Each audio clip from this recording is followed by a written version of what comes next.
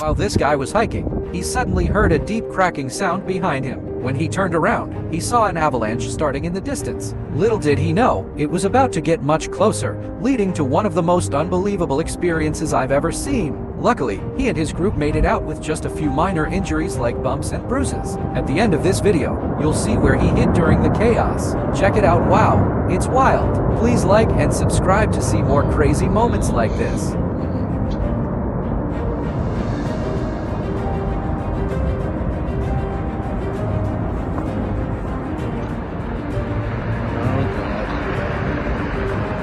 Oh dear God.